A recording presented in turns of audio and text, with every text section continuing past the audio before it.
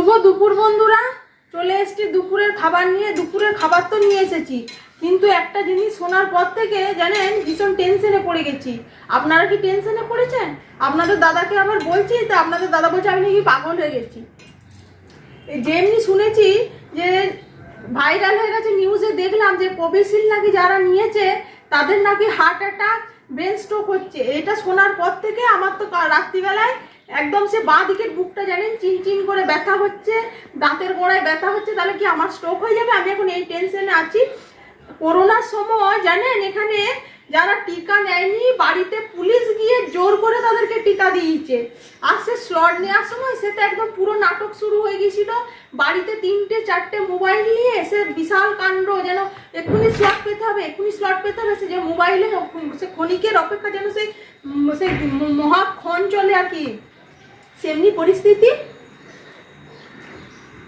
তা আমার মতো কি আপনাদেরও মনে ভয়? আর নিলাম আপনাকে কোভিশিল্ডটাই কি নিতে হলো? তাই আমার মনে একটা প্রশ্ন জেগেছে, সাদা মনে কাদা নেই তো, তার প্রশ্নটা করবো কি করবো না এটাই শুধু ভাবছি। আপনারা কি বলেন?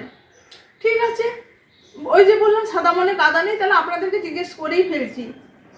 এই যে এত কষ্ট করে যে টিকাটা নেওয়া হলো, এবার যদি কিছু হয়, ব্রেন স্ট্রোক হয় বা হার্ট অ্যাটাক হয়, আমার সংসার তো ভেসেই গেল, কিচ্ছু করার নেই। আর যদি হয়ে থাকে এর দায় কে নেবে? সরকার নেবে না যে টিকা কোম্পানি টিকা বানিয়েছে সে নেবে? এটাই আমি এখন বুঝতে পারছি না। জানেন, যা ক্ষতি হওয়ার তো হয়ে গেল।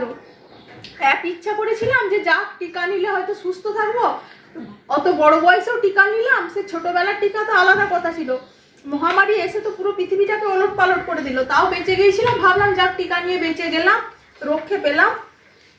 কিন্তু এই এত বড় প্রশ্নের মুখোমুখি হয়ে গেলাম, এটাই আমার মনে একটা বিশাল টেনশন শুরু করে দিয়েছে।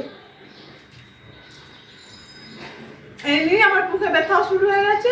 তো আপনারা যদি মনে যদি এরকম ভয় ঢুকেছে, তাহলে আমার জন্য একটা লাইক দিয়ে যান।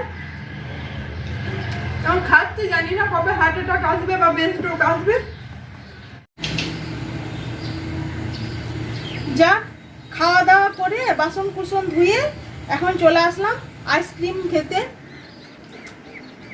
কারণ সত্যি যদি সাইড এফেক্ট শুরু হয়ে যায়, তাহলে যতদিন পারি খেয়ে দিয়ে আনন্দ করি থাকি।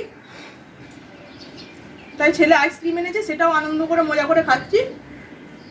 কিন্তু মনে একটা দুঃখ থেকে যাবে জানেন, যে এই নিউজটা যত তাড়াতাড়ি ভাইরাল হলো, আমার কিছু হয়ে গেলে আমি তার ভাইরাল হতে পারলাম না, এই দুঃখটা নিয়ে মনে হচ্ছে আমাকে যেতে হবে।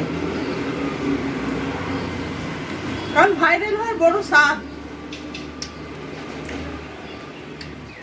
তাই আমার মতো এরকম টেনশনে কে কে ভোগ করছেন বা টেনশনে আছেন, তারা অবশ্যই একটা লাইক আর শেয়ার দিয়ে আমার পাশে থাকবেন। তাহলে বুঝবো যে আমি একা নই এই টেনশনের মধ্যে, আমার মতো অনেকেই আছে। এত কষ্ট করে রোদে দাঁড়িয়ে স্লট নিয়ে সে টিকা নিলাম, সেই টিকার ব্যাপারে এখন যদি এইসব শুনি, তাহলে বলুন দেখি মনে ভয় হয় কিনা। চলুন এখন তো আপাতত মজা করে আনন্দ করে গরম গরম ওয়েদারে ব্যালকনি দাঁড়িয়ে আইসক্রিমটা তো খেয়ে নি, তারপরে পরের কথা পরে হবে, দেখা যাবে।